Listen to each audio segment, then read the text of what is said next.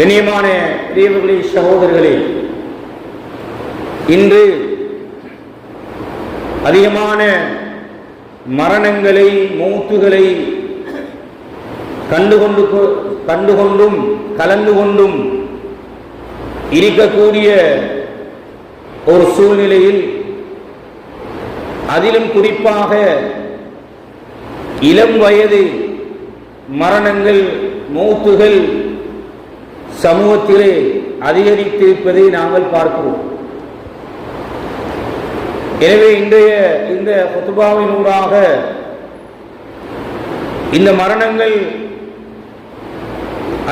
அதன் பற்றிய நம்பிக்கை நாங்கள் எப்படி வைத்திருக்கிறோம், அதற்கு நாங்கள் எவ்வாறு தயார்படுத்திக் கொண்டிருக்கிறோமா என்பது பற்றிய சில விடயங்களை தெளிவுபடுத்துவது பொருத்தமாக இருக்கும் என்று கருதுகின்றேன். கண்ணியமான பெரியவர்களே, சகோதரர்களே, அல்லாஹ் சுப்ஹானஹு வ தஆலா இந்த உலக வாழ்க்கையை ஒரு தற்காலிகமானதாக, ஒரு நிரந்தரமற்றதாக ஆக்கியிருக்கிறார். அழிவே முடிவே இல்லாத ஒரு நிரந்தரமான ஒரு வாழ்க்கை இருக்கிறது. நாங்கள் எல்லோரும் அதனை ஏற்றுக்கொண்டிருக்கிறோம், நம்பி இருக்கிறோம்.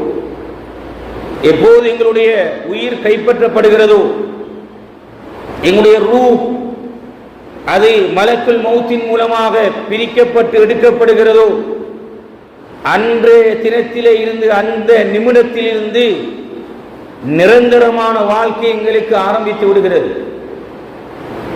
பர்ஸக் என்கின்ற மன்னரை வாழ்க்கை, மஹ்ஷர் மைதானம் என்கின்ற நீண்ட நெடிய ஒரு கால வாழ்க்கை, அதன் பின்னர் தான் இறுதி முடிவு, எங்களுடைய சுவர்க்கமா நரகமா என்கின்ற முடிவு. அதன்படி இந்த உலக வாழ்க்கையை அல்லாஹ் சுப்ஹானஹு வ தஆலா இந்த கட்டமைப்புக்கு மத்தியில் இந்த உலக வாழ்க்கையை தந்திருக்கிறார். ரசூலுல்லாஹி ஸல்லல்லாஹு அலைஹி வஸல்லம் உடைய உம்மத்தாகி எங்களுக்கு நபி அவர்கள் சுமார் 60, 70, 80 வயது ஒரு பட்ட மனிதர்கள் உலகத்திலே வாழ்வார்கள். இந்த ஆயுள் இவர்களுக்கு அவ்வாறு கொடுக்கப்பட்டிருக்கிறது என்பதை ரசூல் ஸல்லல்லாஹு அலைஹி வஸல்லம் சொன்னார்கள். ஆனால் அதுதான் வாழ்க்கை என்பதல்ல. தாயுடைய கற்பப்பையில் இருக்கின்ற போதும், தாயுடைய கற்பப்பையிலே பிள்ளைகள் உருவாகாத நிலையிலும், விழுகட்டியலாக கூட பிள்ளைகள் மரணங்களை எதிர்நோக்குகின்றன. தாயுடைய கற்பப்பையிலே, வயிற்றிலே மரணித்த நிலையில் பிள்ளைகள் பிறக்குகின்ற விடயங்களை நாங்கள் பார்க்கிறோம். சிறுபிராயத்தில் சிறு குழந்தைகள் இப்போது பாடசாலையிலே கல்வி கற்கக்கூடிய, பாடசாலைக்கு சேராத நிலையில் உள்ள குழந்தைகளுடைய பிள்ளைகளுடைய மரணங்களை எல்லாம் எங்களுடைய காதுகளினாலும் நேரடியாகவும் நாங்கள் கண்டு கொண்டிருக்கிறோம். இளம் வயதிலே குடும்பஸ்தனாக இருக்கும் நிலையில் 2, 3 வயது வந்த பிள்ளைகள், 4, 5 பிள்ளைகள், வயது வந்த பிள்ளைகள், திருமணம் முடிக்காத பிள்ளைகள், படிக்கின்ற பிள்ளைகள் இருக்கின்ற நிலையில் எங்களோடு பேசிக்கொண்டு, கதைத்துக் கொண்டு, உறவாடிக்கொண்டு, உணவருந்திக் கொண்டிருந்தவர்கள் என்று சர்வசாதாரணமாக இப்போது அது அதிகரித்து வருகின்ற ஒரு நிலையை நாங்கள் பார்க்கிறோம். குறிப்பாக எமது பிரதேசத்திலே. கண்ணியமானவர்களை, இதனை 2 விதமாக நாங்கள் உற்று நோக்க வேண்டிய ஒரு தேவை இருக்கிறது. ஒன்று, கலா கதிர், அல்லாஹ்வுடைய ஏற்பாடு, அது நிர்ணயம் செய்யப்பட்டு விட்டது. ஒவ்வொரு மனிதனும் பிறக்குகின்ற போது, தாயுடைய கற்பப்பையில் 4 மாத குழந்தையாக இருக்கின்ற போது, அது ஒரு மலக்கை அல்லாஹ் நியமித்து, அந்த மலக்கு வந்து இவர் உலகத்திலே எவ்வளவு காலம் வாழ்வார், எவ்வளவு உண்ணுவார், எவ்வளவு சாப்பிடுவார், எவ்வளவு குடிப்பார், இவர் எங்கே மூத்தாகுவார், சகல விடயங்களும் எங்களுக்கு அல்லாஹ் நிர்ணயம் செய்திருக்கிறார். கண்ணியமான பெரியவர்களே, சகோதரர்களே, எனவே இந்த குறுகிய கால வாழ்க்கை அல்லாஹ் எங்களுக்கு தந்திருக்கின்ற இந்த வாழ்க்கைக்குள் இந்த மரணம் திடீரென்று எங்களுக்கு சம்பவிக்கின்ற போது சமூகத்திலே பல்வேறுபட்ட நிலைகளை நாங்கள் விட்டு செல்கின்ற ஒரு காலகட்டத்தை நாங்கள் எதிர்நோக்கி கொண்டிருக்கிறோம். குறிப்பாக சிறு பிராயத்தில் அல்லது திருமணம் முடித்த பிள்ளைகள் இவர்களோடு வாழ்ந்து கொண்டிருக்கக்கூடிய நிலையில் எங்களுக்கு மரணம் வருகின்ற போது இந்த மரணத்துக்கு நாங்கள் தயாராகாத நிலையில் எங்களுக்கு வருகின்ற போது அது எங்களுக்கு மிகப்பெரிய ஒரு நஷ்டமாக, எங்களுக்கு மட்டுமல்ல, எங்களுடைய குடும்பம், எங்களுடைய சமூகம் எல்லோருக்கும் பல்வேறுபட்ட அசௌகரியத்தையும் பல்வேறுபட்ட பிரச்சனைகளையும் பல்வேறுபட்ட சோதனைகளையும் இன்னல்களையும் அது விளைவிக்கிறது என்பதை சமூகத்திலே நாங்கள் அவதானிக்கிறோம். எனவே முதலாவது நாங்கள் புரிய வேண்டிய ஒரு புரிதல், ரசூல் ஸல்லல்லாஹு அலைஹி வஸல்லம் சொன்னார்கள், திடீர் மரணங்கள் சமூகத்திலே அதிகரிக்கமாக இருந்தால் நீங்கள் மறுமையை எதிர்பாருங்கள் என்றார்கள். திடீரென்று எங்களுடைய கற்பனைக்கு கூட சிந்தனைக்கு கூட எட்டாத மரணங்களை நாங்கள் சமூகத்திலே அவதானிக்கிறோம், கேள்விப்படுகிறோம், கலந்து கொள்கிறோம். கண்ணியமானவர்களே, எனவே இதற்கு ரசூல் ஸல்லல்லாஹு அலைஹி வஸல்லம் சொன்ன வரை விலக்கணம், இது கியாமத் நாளுடைய அடையாளம். அது நெருங்குகின்ற போது திடீர் என்கின்ற மரணங்களை எல்லாம் நீங்கள் பார்ப்பீர்கள். எனவே கண்ணியமானவர்களே, இந்த மௌத்து என்பது அது உறுதியானது, எந்த சந்தேகமற்றது. முஸ்லிம்கள், முஸ்லிம் அல்லாதவர்கள், கொள்கையே மார்க்கமே தீன் என்கிறது என்றே ஒன்றே இல்லை என்று உலகத்திலே சொல்லக்கூடியவர்களும் மரணம் என்று ஒன்று இருக்கிறது என்பதை நம்பியிருக்கிறார்கள். மௌத் என்கின்ற ஒன்று இருக்கிறது. இதனாலதான் அல்லாஹ் சுப்ஹானஹு வ தஆலா அல் குர்ஆனில் மௌத்தை பற்றி மற்ற 30 இடங்களிலே சொல்லியிருக்கிறார். மௌத் என்கின்ற சொல்லை மட்டுமே அல்லாஹ் குர்ஆனில் 30க்கும் மேற்பட்ட இடங்களில் அல்லாஹ் பேசியிருக்கிறான். என்ன காரணம்? அது திரும்ப திரும்ப மனிதர்களை சிந்திக்க தூண்டுகின்ற, அவனுடைய எண்ணங்களை அவனுடைய செயற்பாடுகளை ஒழுங்குபடுத்துகின்ற ஒரு மிகப்பெரிய ஒரு ஆயுதமாக, மிகப்பெரிய ஒரு உபதேசமாக அல்லாஹ் சுப்ஹானஹு வ தஆலா இந்த மௌத்தை குர்ஆனிலே சொல்லியிருக்கிறான். யாரும் தப்ப முடியாது. அது வந்து விட்டால் அல்லாஹ் குர்ஆனிலே சொல்கிறான், இதா ஜா அஜலுஹா, அந்த அஜல், அந்த முடிவு வந்து விட்டால் அது பிற்படுத்தப்படவும் மாட்டாது, முற்படுத்தப்படவும் மாட்டாது. எங்களுக்கு வந்த அந்த நேரத்துக்கு முன்னர் எங்களுடைய ரூ கைப்பற்றப்படவும் மாட்டாது, நேரத்துக்கு பின்னரும் ஒரு வினாடி, ஒரு செகண்ட் கூட அது தாமதப்படுத்தப்பட மாட்டாது என்பதை திரும்ப திரும்ப திரும்ப அல்லாஹ் குர்ஆனில் சொல்லிக் கொண்டே இருக்கிறான். கண்ணியமான பிரியங்களே, சகோதரர்களே, எனவே இந்த மௌத்துக்கு நாங்கள் தயாராக இருக்கிறோமா? 2 விதமான தயாரிப்புகள் எங்களிடத்தில் இருக்க வேண்டும். ஒன்று சுய தயாரிப்பு. எங்களை இந்த திடீரென்று இப்போது நாங்கள் எத்தனையோ பேர் நோயாளிகளை விசாரிக்க சென்றவர்கள், சக்கராத் என்று பார்க்க சென்றவர்கள், அந்த சக்கராத்தை தாண்டியும் அந்த நோயை தாண்டியும் அவர்கள் உயிரோடு இருக்கிறார்கள். பார்க்க சென்றவர்கள் மண்ணோடு மண்ணாகி மண்ணறையிலே வாழ்ந்து கொண்டிருக்கிறார்கள். நோயாளியை, சக்கராத்திலே இருந்தவரை பார்க்க சென்றவர்கள் இன்று மௌத்தாக இருக்கிறார்கள். அந்த நோயாளி இன்னும் உயிரோடு இருக்கிறார். கண்ணியமானவர்களே, இந்த மௌத் என்பது இது உண்மையானது, உறுதியானது, சந்தேகமற்றது. இதற்கு நாங்கள் எப்படி தயாராக இருக்கிறோம்? 3 விதமான தயாரிப்புகளை அறிஞர்கள் சொல்கிறார்கள். இந்த மௌத்துக்கு சுய தயாரிப்பிலே 3 வகையாக நாங்கள் எங்களை தயார் செய்து கொள்ள வேண்டும். இல்லாத போது நாங்கள் மிகப்பெரிய ஒரு நஷ்டவாளர்களாக ஆகிவிடுவோம். திடீரென்று ஒரு நோய் வந்து நோயோடு பல காலம் இருந்து கட்டிலே இருந்து எங்களுக்கு மரணம் வரும்போது ஒரு தயாரிப்பு எங்களிடத்தில் ஏதோ ஒரு வகையில் இருக்கும். நான் நோயாளியாக இருக்கிறேன், மௌத்தை எதிர்பார்த்து கொண்டிருக்கிறேன், வயோதிபத்தை அடைந்த எத்தனையோ பேர் எனக்கு மௌத்து வரமாட்டாதா என்று எண்ணக்கூடியவர்களும் இருக்கிறார்கள். இது இல்லாமல் திடீரென்று வாழ வேண்டிய வயது என்று நாங்கள் சொல்லக்கூடிய, இளமை பருவம் என்று சொல்லக்கூடிய, வாலிபம் என்று சொல்லக்கூடிய இப்படியான நிலைகள் திடீரென்று எங்களுக்கு மௌத்து வந்து விட்டால் அதற்கு தயாரில்லை என்றால் நாங்கள் மிகப்பெரிய கை சேருமுடையவர்களாக மாறுவோம். எனவே முதலாவது எங்களுடைய தயாரிப்பு தஅஜீலு தௌபா. தஅஜீலு தௌபா, எங்களுடைய வாழ்க்கையில் செய்த பாவங்களுக்கு நாங்கள் மன்னிப்பை தேடிவிட்டு மௌத்தாகிவிட வேண்டும். மன்னிப்பை தேடாத நிலையில் நாங்கள் மௌத்தாகினால் மிகப்பெரிய ஒரு பரிதாபமான நிலைமைக்கு நாங்கள் மாறிவிடுவோம். மௌத்துக்கு எப்படி தயாராக வேண்டும்? தௌபா. 2 சந்தர்ப்பங்களை தவிர 2 நிலைகளுக்கு முன்னர் ரசூலுல்லாஹி ஸல்லல்லாஹு அலைஹி வஸல்லம் தௌபாவை செய்து கொள்ளுமாறு சொன்னார்கள். ரமதானிலே அதிகமான தௌபாக்களை செய்தோம், இமாமுக்கு பின்னால் நின்று செய்தோம். ஆனால் அந்த தௌபாக்கள் அல்ல அல்லாஹ் எதிர்பார்க்கின்ற தௌபாக்கள். தௌபா செய்து விட்டால், அந்த பாவ மன்னிப்பிலே இருந்து மீண்டு விட்டால், அதற்கு பிறகு திரும்ப அந்த பாவத்தின் பக்கம் திரும்புவது தௌபா அல்ல. சாட்டுக்கு செய்கின்றது தௌபா அல்ல.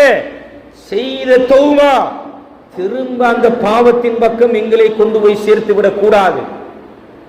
ரமதான் வந்தது, ரமதானிலே தௌபா செய்தோம், இமாமுக்கு பின்னால் இமாம் சொல்லி தர அல்லது குறிப்பாக 27ஆம் கிழமை அதிகமாக அழாதவர்களும் அல்லது தொழுது நாங்கள் செய்தோம். கண்ணியமானவர்களை, அந்த தௌபா அல்ல.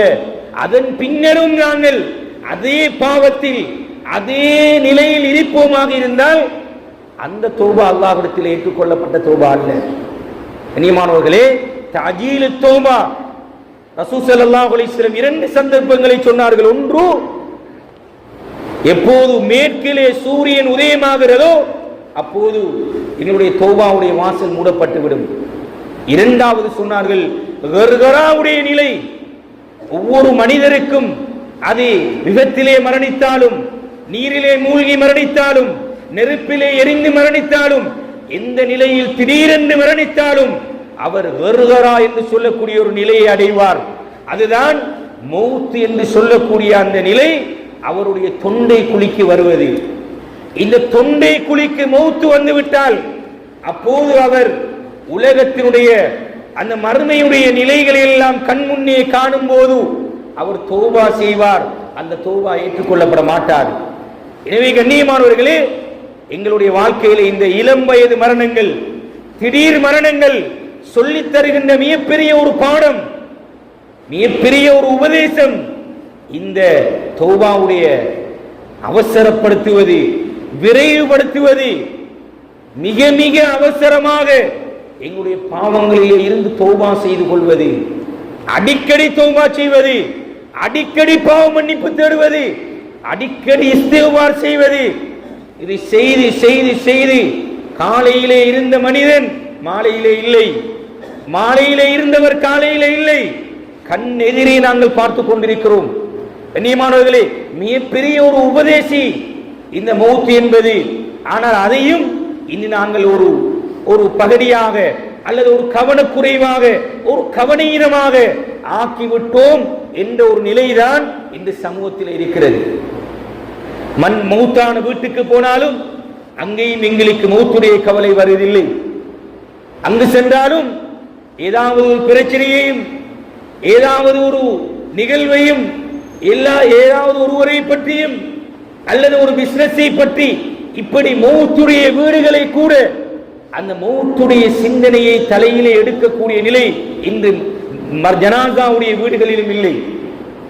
மையவாடிகளில் சரி, அங்கு சரி அந்த உபதேசம் எங்களுக்கு கிடைக்கிறதா என்றால் அங்கு சென்றாலும் அந்த உணர்வு எங்களுக்கு ஏற்படுவதில்லை அல்லது குறைவாக இருக்கிறது. அங்கு சென்றும் நாங்கள் தொலைபேசிகளிலும் அல்லது நண்பர்களுடனும் தெரிந்தவர்களுடனும் ஊருடைய பிரச்சனையும், உலகத்துடைய பிரச்சனையும், வியாபாரத்துடைய பிரச்சனையும், கொடுக்கல் வாங்கலுடைய பிரச்சனைகளையும் பேசுகின்ற இடமாகத்தான் மையவாடிகளையும் மாற்றியிருக்கிறோமே தவிர அந்த கவலைகள் மிகப்பெரிய உபதேசியான ரசூலுல்லாஹி ஸல்லல்லாஹு அலைஹி வஸல்லம் அடையாளப்படுத்திய இந்த மரணம் மௌத்து தான் உங்களுக்கு பார்க்கின்ற போது ஒரு ஜனாசாவில், ஏன் ஜனாசாவில் கலந்து கொள்வது, தொழுகையிலே கலந்து கொள்வது, மக்பராவுக்கு செல்வது, அடக்கத்திலே கலந்து கொள்வதற்கு சொன்ன நன்மைகள் இருக்கிறது. ரசூலுல்லாஹி ஸல்லல்லாஹு அலைஹி வஸல்லம் 2 கீராத் என்றார்கள். ஏன் 2 கீராத்? 2 கீராத் என்பது உஹது மலையை விட பெரியது. பல தொடர் கிலோமீட்டரை கொண்ட அந்த உஹது மலையுடைய அளவை சொன்னார்கள் ரசூலுல்லாஹி ஸல்லல்லாஹு அலைஹி வஸல்லம். அவ்வளவுக்கு நன்மை இருக்கிறது. என்ன காரணம்? மனிதர்களை ரசூல் ஸல்லல்லாஹு அலைஹி வஸல்லம் தூண்டினார்கள், உற்சாகப்படுத்தினார்கள். ஜனாசாக்களில் அதிகமாக கலந்து கொள்ளுங்கள், ஜனாசா தொழுகைகளில் கலந்து கொள்ளுங்கள், மக்பராக்களுக்கு அடக்குவதற்கு செல்லுங்கள். என்ன காரணம்? கண்ணியமானவர்களே, மிகப்பெரிய ஒரு உபதேசி மனிதன், உலகத்துடைய ஆசையோடு, உலக மோகத்தோடு, உலக இன்பத்தோடு அப்படியே பிறண்டு கிடக்கக்கூடிய இந்த மனிதன் அங்கு சென்றாவது அவனுக்கு ஒரு உபதேசமாக இருக்கட்டும், அங்கு சென்றாவது அவனுக்கு ஒரு உணர்வு ஏற்படட்டும். ஆனால் துரதிர்ஷ்டவசம் இன்று ஜனாசாக்களுக்கு செல்கின்ற நிலைகளில் கூட எங்களுக்கு அந்த உணர்வு ஏற்படுவதிலே ஒரு குறைவு அல்லது ஒரு கவன ஈர்ப்பு, ஒரு கவனக்குறைவு இருப்பதை சமூகத்திலே நாங்கள் பார்க்கிறோம். எனவே முதலாவது எங்களுடைய தௌபா, எங்களுடைய மிக விரைவாக, மிக அவசரமாக நாங்கள் ஒவ்வொரு வினாடியும் நினைக்க வேண்டும், எனக்கும் இந்த மௌத், என்னுடைய வயதிலே உள்ளவன், என்னோடு படித்தவன், எனக்கும் இளமையானவன், என்னோடு வியாபாரம் செய்தவன், என்னோடு கொடுக்கல் வாங்கல் செய்தவன், காலையில என்னோடு பேசிக் கொண்டிருந்தவன் இப்போது மௌத்தாகி விட்டானே, இப்போது ஜனாசாவாக இருக்கிறானே, அவனால் பேச முடியாது, அவனால் கதைக்க முடியாது, அவனால் என்னோடு உரையாட முடியாது. ஆனால் எல்லாவற்றையும் அவன் அறிந்து கொண்டிருக்கிறான். அவன் உண்மையான நிதர்சனமான மறுமையுடைய நிகழ்வை அவன் கண்கூடாக பார்த்து கொண்டிருக்கிறான். ஆனால் வெளியிலே சொல்ல முடியாது.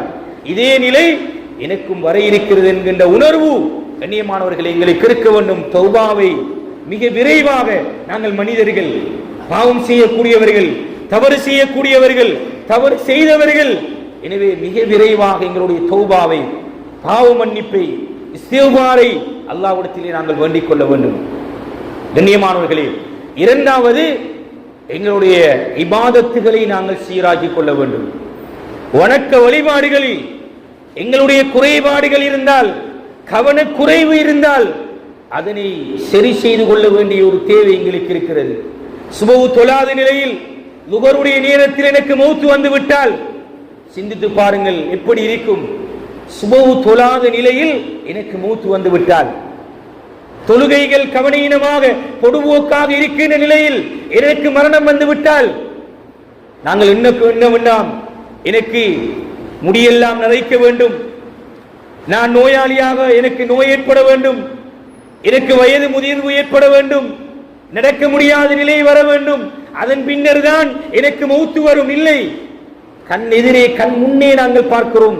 கண்ணியமானவர்களே, எனவே இபாதத்துகளில், வணக்க வழிபாடுகளில், அல்லாஹ்வுடைய கட்டளைகளில் பொடுபோக்காக இருக்கிறோமா, கவனீனமாக இருக்கிறோமா? மிக பிரதானமாக ரசூலுல்லாஹி ஸல்லல்லாஹு அலைஹி வஸல்லம் சொன்னார்களே, மௌத்துக்கு பிறகு அல்லாஹ் எங்களை மஹ்ஷர் மைதானத்தில் எழுப்பி கேட்கின்ற கேள்விகளில் மிக பிரதானமான கேள்வி தொழுகையை பற்றிய கேள்வி. தொழுகையை பற்றிய கேள்வி. ரமதானிலே அல்ஹம்துலில்லாஹ் மாஷா அல்லாஹ் பல சப்புகள் நிரம்பி வழிந்தன, பள்ளி வாயில்கள் நிரம்பி வழிந்தன. ஆனால் துரதிர்ஷ்டவசம் இன்று பள்ளி வாயிலே அப்படியான சப்புகளை காண்பது அரிதாக இருக்கிறது. தொழுகையாளிகளை காண்பது அரிதாக இருக்கிறது. வாலிபர்களை காண்பது அரிதாக இருக்கிறது. எமது பிரதேசத்திலே மட்டும் சுமார் 7500க்கும் மேற்பட்ட மாணவர்கள் மட்டும் இருக்கிறார்கள், ஆண் மாணவர்கள் மட்டும் இருக்கிறார்கள். பாடசாலைகளிலே கல்வி கற்கக்கூடிய ஆண் மாணவர்கள் ஒன்று தொடக்கம் உயர்தரம் வரைக்கும் 7500க்கும் மேற்பட்ட மாணவர்கள் இருக்கிறார்கள். இது தவிர உயர்தரத்திலே இருந்து 25 வயதுக்கு உட்பட்ட இளம் வயதை அடைந்தவர்கள் சுமார் 7000 பேர் இருக்கிறார்கள். 45 வயதுக்கு உட்பட்டவர்கள் மாத்திரம் சுமார் 22,000 பேர் இருக்கிறார்கள். எமது பிரதேசத்துடைய கணக்கெடுப்பு. பள்ளிவாயிலுக்கு சென்று பாருங்கள், பள்ளிவாயிலுடைய தொழுகையுடைய நிலையை பாருங்கள். ஒவ்வொரு மஹல்லாவுக்கும், ஒவ்வொரு பள்ளிவாயிலுக்கும் மஹல்லா வாசிகள் இருக்கிறார்கள். வேறு நேரங்களில் வேறு பள்ளிவாயில்கள், வேறு வெளி ஊர்களுக்கு சென்றாலும் சுபகுடைய தொழுகை எங்கே தொழ வேண்டும்? கண்ணியமானவர்களே, எனவே மௌத்து எங்களை நெருங்கிக் கொண்டிருக்கிறது. திடீர் என்ற புஜா, திடீர் என்ற மரணங்கள் இப்போது கண்ணெதிரே கண் முன்னே சம்பவித்துக் கொண்டிருக்கின்றன. என்ன பாடம் எங்களுக்கு, என்ன படிப்பினை இவைகள் எங்களுக்கு தருகிறது? ஜனாசாவுடைய வீட்டுக்கு சென்றும் மக்பராவுக்கு சென்றும் இதிலே இருந்து நாங்கள் படிப்பினை பெறவில்லை என்றால், இதிலே இருந்து நாங்கள் இதிலே இருந்து பாடத்தை கற்றுக்கொள்ளவில்லை என்றால் மிகப்பெரிய ஒரு கை சேதமாக நாங்கள் மாறிவிடும், எங்களுடைய மௌத்து மாறிவிடும். எனவே கண்ணியமானவர்களே, இந்த இபாதத்துடைய விடயங்களிலே, இபாதத் சார்ந்த அம்சங்களிலே, குறிப்பாக தொழுகையிலே மிக கூடிய கவனம் செலுத்துங்கள். ஃபர்லான தொழுகைகள் இமாம் ஜமாத்தோடு பள்ளி வாயிலுக்கு வந்து இமாமோடு ஜமாத்தாக தொழுகின்ற பழக்கத்தை நாங்கள் உருவாக்க வேண்டும். ரமதானிலே நாங்கள் மாற்றத்தை கொண்டு வந்தோம், திரும்ப மீண்டும் நாங்கள் பழையபடி சென்று விட்டோமா சிந்திக்க வேண்டும். முதலாவது எங்களுக்கு வர வேண்டியது, நான் இந்த நிலையில் எனக்கு மௌத்து வந்து விட்டால் வரமாட்டாது என்பதல்ல. கண்ணெதிரே கண் முன்னே நிறைய ஜனாசாக்களை சுமந்து சென்று அடக்கிவிட்டு வந்து விட்டோம். கண்ணியமானவர்களே, எங்களுடைய தந்தை, எங்களுடைய தாய், எங்களுடைய சகோதரர்கள், அயலவர்கள், உறவினர்கள் என்று நாங்கள் எத்தனையோ ஜனாசாக்களை நாளாந்தம் சுமந்து கொண்டிருக்கிறோம். நானும் சுமக்கப்பட இருக்கிறேன், என்னையும் குளிப்பாட்டப்பட இருக்கிறேன், நானும் கஃன் செய்யப்பட இருக்கிறேன், நானும் இந்த பள்ளிவாயிலே முன்னு கொண்டு வந்து வைக்கப்பட்டு தொழுவிக்கப்பட இருக்கிறேன். என்னிடத்திலே தொழுகை இல்லை என்றால், என்னிடத்திலே அல்லாஹ்வுடைய கட்டளைகளை பேணுவதில் என்னிடத்திலே பொடுபோக்கு இருக்குமாக இருந்தால், கண்ணியமானவர்களே, மிகப்பெரிய நஷ்டவாளர்களாகி விடுவோம். எனவே இபாதத் சார்ந்த அம்சங்களிலே என்னுடைய மௌத்து வருவதற்கு முன்னர், என்னுடைய மரணம் வருவதற்கு முன்னர் எங்களை நாங்கள் பக்குவப்படுத்திக் கொண்டு வணக்க வழிபாடுகளில் எங்களை நாங்கள் பேணுதலாக ஆக்கிக் கொள்ள வேண்டும். ரமதானிலே விடுபட்ட நோன்புகள் இருந்தால், கலாவான நோன்புகள் இருந்தால் மிக விரைவாக இந்த நோன்புகளை நாங்கள் நோட்டுக் கொள்ள வேண்டிய தேவை இருக்கிறது. காரணம், திடீரென்ற மௌத்துகள், இளம் வயது மரணங்கள், வயது வித்தியாசம் இல்லாத மௌத்துகள். எனவே நோயினால், பிரயாணத்தினால் அல்லது வீடுகளிலே பெண்கள் நோன்பு பிடிக்க முடியாத காலத்திலே பிடிக்காமல் இருந்தால் இது ஒரு சந்தர்ப்பம், நோன்புகளை நோட்டுக் கொள்ளுங்கள். இப்போது ஷவ்வாலுடைய மாதத்திலே இருக்கிறோம். ரசூலுல்லாஹி ஸல்லல்லாஹு அலைஹி வஸல்லம் ரமலானுடைய மாதத்தை தொடர்ந்து, பெருநாளுடைய தினத்தை தொடர்ந்து வருகின்ற ஷவ்வாலுடைய மாதத்திலே 6 நோன்புகளை நோட்பது சொன்னார்கள், முழு வருடமும் நோன்பு நோற்ற நன்மை என்றார்கள். எனவே இன்னும் எங்களுக்கு இன்று ஷவ்வாலுடைய 21வது தினத்திலே இருக்கிறோம், இன்னும் எங்களுக்கு நாட்கள் இருக்கின்றன. எனவே ஷவ்வாலுடைய நோன்பு அது தொடராக நோக்க வேண்டும் என்பது அல்ல, தொடராக நோட்பது சிறந்தது. ஆனால் எங்களால் நோக்க முடியும். அந்த மாதம் முடிவடைவதற்கு முன்னர் இன்னும் எங்களுக்கு மீதியாக 7-8 நாட்கள் மீதமாக இருக்கின்றன. எனவே இந்த நோன்புகளை நாங்கள் முடியுமான வரைக்கும் நோட்டுக்கொள்ள வேண்டும். குறிப்பாக கலாவான நோன்புகள் ஏதாவது எங்களுடைய வாழ்க்கையிலே கலாவாக ஆக்கப்பட்டிருந்தால், பொதுவோக்காக கவனீனமாக விடுபட்டிருந்தால், அதற்கான தௌபாக்களையும் அதற்கான மும்முரமான ஈடுபாடுகளையும் மிக விரைவாக, மிக அவசரமாக செய்து கொள்ள வேண்டிய தேவை எங்களுக்கு இருக்கிறது. எனவே கண்ணியமானவர்களே, இபாதத் சார்ந்த விடயங்களிலே ஜகாத் இருக்கிறது. மௌத்தாகி விட்டோம் என்றால் அது அப்படியே எங்களை மறுமை வரைக்கும் பின்தொடர்ந்து வரும். ஏனி கொடுக்கவில்லை, ஏனி கணக்கு பார்க்கவில்லை. கண்ணியமானவர்களே, ஜகாத் என்பது உரிய முறையில், அது வருடம் கணிக்கப்பட்டு உரிய முறையில் கொடுக்கப்பட வேண்டியது, கட்டாயமானது. இதிலே பொடுபோக்கு, கவனீனம், காசு வரட்டும், செக்கு மாறட்டும், அதற்கு பிறகு கொடுப்போம் இல்லை. மிக விரைவாக எதெல்லாம் எங்களிடத்திலே விடுபாடாக இருக்கிறதோ, இவைகளில் எல்லாம் நாங்கள் கவனக்குறைவாக இருந்து விட்டோமோ அவைகள் எல்லாம் சீர் செய்து கொள்ள வேண்டும். அதைத்தான் இந்த இளம் வயது மரணங்கள், இந்த திடீர் மரணங்கள் எங்களுக்கு மிகப்பெரிய ஒரு உபதேசமாக, மிகப்பெரிய ஒரு செய்தியாக எங்களுக்கு சொல்லிக் கொண்டிருக்கிறது. கண்ணியமான பெரியவர்களே, சகோதரர்களே, மூன்றாவது, உலக வாழ்க்கையில் மிக பிரதானமாக மனிதனுக்கு இருக்கின்ற ஒரு அம்சம்தான் அவனிடத்திலே பொருளாதார நெருக்கடி. தனக்கு தன்னுடைய பொருளாதாரம், தன்னுடைய வசதி வாய்ப்புகள் மேலாக இருக்க வேண்டும், இன்னும் இன்னும் கிடைக்க வேண்டும். சொன்னார்கள் ஸல்லல்லாஹு அலைஹி வஸல்லம், ஒரு மலை போன்ற ஒரு தங்கம் குவியல் ஒரு மனிதனுக்கு இருந்தாலும் அவன் நினைப்பானால் இன்னும் ஒரு குவியல் எனக்கு வரப்படாதா? இதுதான் உலகத்துடைய மனிதனுடைய நிலை. இதற்கு மாற்றமாக எங்களுக்கு வர வேண்டிய மிக முக்கியமான ஒரு குணாதிசயம் தான் கனாஅத் என்கின்ற போதும் என்கின்ற மனோநிலை இந்த மௌத்துக்கு முதல் எங்களுக்கு உருவாக வேண்டும். அதுதான் எங்களுடைய மௌத்துக்கான தயாரிப்பாக இல்லாத போது அதை மிகப்பெரிய ஒரு கைசேதத்தை உலகத்தில் எங்களுக்கு ஏற்படுத்தும். எனக்கு போதாது, காணாது என்ற நிலைதான் மனிதனை மிக படு பயங்கரமான அதல பாதாளத்திலே கொண்டு போய் விட்டிருக்கிறது. ஏன் வட்டிக்கு எடுக்கிறார்? ஏன் கடன் எடுக்கிறார்? ஏன் பொருளாதார சுமைகளை சுமந்து கொண்டிருக்கிறார்? ஏன் அடுத்தவனை ஏமாற்றுகிறான்? அடுத்தவனுடைய பொருளாதாரத்தை ஏன் மோசடி செய்கிறான்? ஏன் களவெடுக்கிறான்? எல்லா விடயத்தையும் நீங்கள் எடுத்துக்கொண்டால் கண்ணியமானவர்களே, கனாஅத் என்கின்ற போதும் என்ற தனம் இன்னும் அவனுக்கு உருவாகவில்லை. மௌத்துக்கு முதல் எங்களுக்கு உருவாக வேண்டிய மிகப்பெரிய ஒரு குணாதிசயம் கனாஅத். உலக வாழ்க்கை எனக்கு போதும், இது அல்லாஹ் தந்தது எனக்கு போதும். இல்லாத போது இன்று மரணித்து விட்டான், அவனுடைய கடன் அப்படியே இருக்கிறது. ரசூல் ஸல்லல்லாஹு அலைஹி வஸல்லம் எல்லா மனிதர்களுக்கும் தொழுவிப்பார்கள். அவருடைய வாழ்க்கையிலே எல்லா மனிதர்கள் இந்த அளவு தூரம் முனாஃபிக் என்று அடையாளப்படுத்தப்பட்டவனுக்கும் நபி அவர்கள் தொழுகை நடாத்தினார்கள். ஆனால் கடன் இருக்கிறது என்றால் கடனை பொறுப்பெடுக்கும் வரைக்கும் ரசூல் ஸல்லல்லாஹு அலைஹி வஸல்லம் ஜனாசாவுடைய தொழுகை கூட நடத்த மாட்டார்கள்.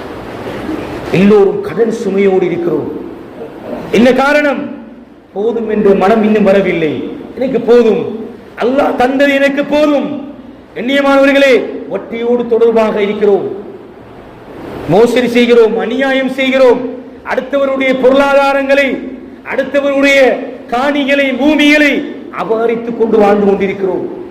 நீங்க எடுத்து பார்த்தால், இப்படி ஒவ்வொன்றையும் நாங்கள் எடுத்து பார்த்தால், மரணிக்கும் போது இந்த கடன் இருந்தால், இந்த அநியாயம் இருந்தால், இந்த வட்டியோடு தொடர்பு இருந்தால், இவர் மரணித்து விட்டார், இவருடைய போன் நம்பருக்கு வட்டி வந்து கொண்டிருக்கிறது, பேங்க் அக்கவுண்ட் வருகின்ற மெசேஜ் அவருடைய போன் நம்பருக்கு வந்து கொண்டிருக்கிறது. ரசூல் ஸல்லல்லாஹு அலைஹி வஸல்லம் சொன்னார்களே, மரணத்துக்கு பிறகு உங்களுக்கு என்ன வர வேண்டும்? மரணத்துக்கு பிறகு, மௌத்துக்கு பிறகு என்ன வர வேண்டும்? நீங்கள் செய்த அமல் இபாதத், நீங்கள் வளர்த்த சாலியான குழந்தையுடைய பிரார்த்தனை, நீங்கள் செய்த நிரந்தரமான தர்மம். இப்ப எங்களுக்கு என்ன வருகிறது? அல்லாஹ் பாதுகாக்க வேண்டும். மௌத்தாகி விட்டோம், மண்ணறையிலே இருக்கிறோம், ஆனால் வட்டி சேர்ந்து கொண்டிருக்கிறது, கடன் சுமையோடு இருக்கிறார். சம்பாதித்த பொருளாதாரத்தை ஹராமான முறையில் உழைத்ததன் விளைவு பிள்ளைகள் சண்டை பிடித்துக் கொண்டிருக்கிறார்கள். துஆ செய்ய வேண்டிய பிள்ளைகள், பிரார்த்தனை செய்ய வேண்டிய பிள்ளைகள் சண்டை பிடித்துக் கொண்டிருக்கிறார்கள் சொத்தை பிரிப்பதிலே. கண்ணியமான பிரிவுகளை சகோதரர்களே, கனாஅத் என்கின்ற போதும் என்ற மனம் முதலில் வர வேண்டும். அல்லாஹ் எனக்கு இவ்வளவுதான் ரிஸ்க் அளிக்கிறான், இவ்வளவுதான் தந்திருக்கிறான். விரலுக்கு ஏற்ற வீக்கம். திருமணம் முடிப்பதற்கு கடன் வாங்கி வாங்கி வட்டிக்கு கொண்டு போய் வைத்து, சுப்ஹானல்லாஹ், திருமணம் முடித்த பிள்ளைகள் பேர குழந்தை கண்டுவிட்டார், இன்னும் இவருடைய கடன் சுமை முடியவில்லை. சுப்ஹானல்லாஹ். கண்ணியமானவர்களே, இந்த இளம் வயது மரணங்கள் எங்களுக்கு தருகின்ற பாடம், படிப்பினை. மனிதா, நீ நினைத்துக் கொண்டிருக்காதே நல்ல வாழலாம், எல்லா கடனையும் அடைத்தது பிறகு, எடுத்தது எல்லாம் கொடுத்தது பிறகு தான் எனக்கு மௌத்து வரும், அப்பதான் எனக்கு மரணம் வரும். இல்லை, கண்ணெதிரே கண் முன்னே சொல்கின்ற செய்தி, எங்களோடு படித்தவன், எங்களோடு விளையாடியவன், எங்களோடு உணவு உண்ணவன், எங்களோடு சிரித்து பழகியவன், காலையிலே கதைத்துக் கொண்டு, நேற்று ஒரு மஷூராவிலே இருக்கும் போது ஒரு தொலைபேசி அழைப்பு ஒரு ஹஸ்ரத்துக்கு வருகிறது. காலையிலே கதைத்துக் கொண்டிருந்தவர், இரவு தகவல் வருகிறது, அவர் ஜனாசாவாக மரணித்து விட்டார். இது இப்போது அதிகமாக எமது சமூகத்திலே, குறிப்பாக இளம் வயதினர், வாலிப வயதினர், குடும்பஸ்தர், பருவ வயதை அடைந்த பிள்ளைகளோடு இருக்கக்கூடியவர், கடன் சுமையோடு இருக்கக்கூடியவர். கண்ணியமானவர்களே, எனவே இவைகள் எல்லாம் செட்டில் பண்ணிவிட வேண்டும். கால தாமதத்தை யோசிக்க வேண்டாம். எங்களுக்கு இன்னும் காலம் இருக்கிறது, இன்னும் ஒரு மாதத்தை எடுத்துக்கொள்வோம், இன்னும் ஒரு வருடத்தை எடுத்துக்கொள்வோம். இல்லை, உடனடியாக எங்களுடைய கணக்கு வழக்குகள் எல்லாம் பொருளாதார ரீதியாக அல்லது யாரையாவது காணிகளை சிறு சிறு ஒரு நிறைய பிரச்சனைகள் இந்த சமூகத்தில் வருகிறது. அயலவர்கள் காணிகள் தொடர்பாக, காணிகளை அபகரித்தது தொடர்பாக ஒரு இன்ச்சு காணியை நாங்கள் கூடுதலாக எடுத்தாலும் அதுவும் மறுமையிலே மிகப்பெரிய நெருப்பாக வந்து நிற்கும். எனவே கண்ணியமானவர்களே, போதும் என்ற மனம் எங்களுக்கு வர வேண்டும். இல்லாத போது இப்படியான மௌத்தாகி விடுவோம், மண்ணறையிலே இருப்போம். ஆனால் பெரிய ஒரு லிஸ்ட் எங்களுக்கு பின்னால் பின்தொடர்ந்து கொண்டிருக்கும். எதை ரசூலுல்லாஹி ஸல்லல்லாஹு அலைஹி வஸல்லம் வர வேண்டும் என்று சொன்னார்களோ, அமல் இபாதத், சாலியான அமல்கள், நாங்கள் வளர்த்த நல்ல சாலியான பிள்ளையுடைய பிரார்த்தனை, அதே நேரம் நாங்கள் செய்த நிரந்தரமான தர்மம், இதற்கு மாற்றமானவைகள் எல்லாம் எங்களுடைய கபருக்கு வந்து கொண்டே இருக்குமாக இருந்தால், எங்களுடைய போனுக்கு மெசேஜாக வந்து கொண்டே இருக்குமாக இருந்தால், எங்களுடைய இமெயிலுக்கு அது தகவலாக வந்து கொண்டே இருக்குமாக இருந்தால், கண்ணியமானவர்களே, எங்களுடைய மன்னரையுடைய நிலை எப்படி இருக்கும் என்பதை சிந்தித்து பாருங்கள். எனவே இந்த மரணம் எங்களுக்கு வெறுமனே சம்பவிக்கிறது. போகிறோம், ஜனாசாவிலே கலந்து கொள்கிறோம், சந்துக்குகளை தூக்குகிறோம், கவன் செய்கிறோம், குளிப்பாட்டுகிறோம், கவன் செய்கிறோம், தொழுவிக்கிறோம், அடக்கம் செய்கிறோம், வந்து விட்டோம், 2-3 நாட்கள் மறந்து விட்டோம். இது வல்ல இந்த மௌத்து சருகின்ற செய்தி. மனிதா, நீ சிந்தித்து பார். 3 விடயங்களை உங்களோடு இந்த குத்துபாவின் ஊடாக நான் பகிர்ந்து கொண்டேன். ஒன்று, இந்த திடீர் மரணங்கள் அல்லது இளம் வயது மரணங்கள் எங்களுக்கும் ஒரு நாள் வர இருக்கிறது. நாங்களும் உடனடியாக அதற்கு தயாராக வேண்டும். அதனுடைய தயாரிப்பு 3 வகையாக இருக்கிறது. ஒன்று, எங்களுடைய தௌபா, நாங்கள் செய்த மனிதன் என்ற வகையில் உலகத்திலே செய்த அனைத்து பாவங்களுக்கும் அல்லாஹ்விடத்திலே மன்றாடி நாங்கள் பாவமூச்சி பெற்றுவிட வேண்டும். இரண்டாவது, எங்களுடைய இபாதத்துகள், வணக்க வழிபாடுகள், அல்லாஹ்வோடு தொடர்பட்ட விடயங்களில் நாங்கள் கவனக்குறைவு இருந்தால், பொடுபோக்கு இருந்தால், கலாக்கள் இருந்தால் உடனடியாக அவைகளை நிறைவேற்றிவிட வேண்டும், சீர் செய்துவிட வேண்டும். இந்த நிலை, இந்த நேரத்தில், இந்த நிலையில் எனக்கு மூத்து வந்து விட்டால் என்னவாகுமே என்ற கவலையோடு அந்த இபாதத்தோடு நாங்கள் ஈடுபாட்டை ஏற்படுத்திக் கொள்ள வேண்டும். குறிப்பாக அதில் எங்களுடைய தொழுகையுடைய விடயத்திலே, அதிலும் குறிப்பாக சுபவுடைய தொழுகை, நாங்கள் கவனீனமாக பொதுபோக்காக இருந்தால் அவைகளை நாங்கள் சீர் செய்து கொள்ள வேண்டும். காரணம், லுஹருக்கு எங்களுக்கு மூத்து வந்து விட்டால், அசருக்கு எங்களுக்கு மூத்து வந்து விட்டால், அந்த நாளில் நாங்கள் சுபவு தொழவில்லை என்றால், அந்த நாளில் நாங்கள் லுஹர் தொழவில்லை என்றால் எப்படிப்பட்ட ஒரு கைசேதமுடையவர்களாக நாங்கள் மாறிவிடுவோம். மூன்றாவது, கண்ணியமானவர்களே, கனாஅத் என்கின்ற போதும் என்ற ஒரு நிலை எங்களுக்கு உருவாக வேண்டும். அல்லாஹ் எனக்கு இந்த உலக வாழ்க்கையை இவ்வளவுதான் தந்திருக்கிறான், இப்படித்தான் எனக்கு ரிஸ்க் அளித்திருக்கிறான், என்னுடைய நிலையை இப்படித்தான் உலகத்தில் அல்லாஹ் எழுதி வைத்திருக்கிறான். எனவே ஏன் நான் வட்டிக்கு போக வேண்டும்? ஏன் நான் சுமையை, வெறும் சுமைகளை சுமந்து கொண்டிருக்க வேண்டும்? ஏன் நான் களவெடுக்க வேண்டும்? ஏன் நான் மோசடி செய்ய வேண்டும்? ஏன் நான் ஹராமான உழைப்பை, சம்பாத்தியத்தை உழைக்க வேண்டும்?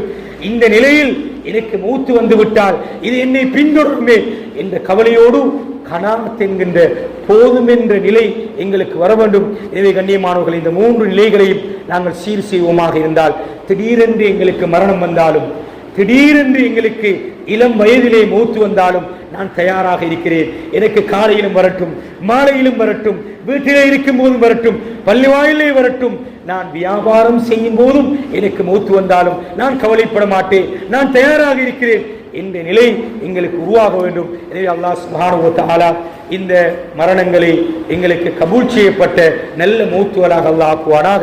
யா அல்லாஹ் எங்களுடைய பாவங்களை மன்னிப்பாயாக. யா அல்லாஹ் நாங்கள் அறிந்தும் அறியாமலும் தெரிந்தும் தெரியாமல் செய்த அனைத்து பாவங்களை மன்னிப்பாயாக. யா அல்லாஹ் இந்த இளம் வயது மரணங்களிலே இருந்து எங்களை பாதுகாப்பாயாக. நோய் நம்பலம் இல்லாத வாழ்க்கை எங்களுக்கு தருவாயாக. எங்களுடைய மௌத்தை சிறப்பாக ஆக்கி வைப்பாயாக. மௌத்துக்கு முன்னர் அனைத்து பாவங்களில் இருந்து தௌபா செய்த நல்ல ஒரு கூட்டத்தில் எங்கள் அனைவரையும் ஆக்குவாயாக. உன்னுடைய இபாதத்தில், வணக்க வழிபாடுகளில் யா அல்லாஹ் சீராக செம்மையாக நடக்கக்கூடியவர்களாக எங்கள் அனைவரையும் ஆக்குவாயாக. யா அல்லாஹ் எங்கள் அனைவரையும் பொருந்திக் கொண்ட நல்ல ஒரு கூட்டத்தில் ஆக்குவாயாக. அல்ஹம்துலில்லாஹ்.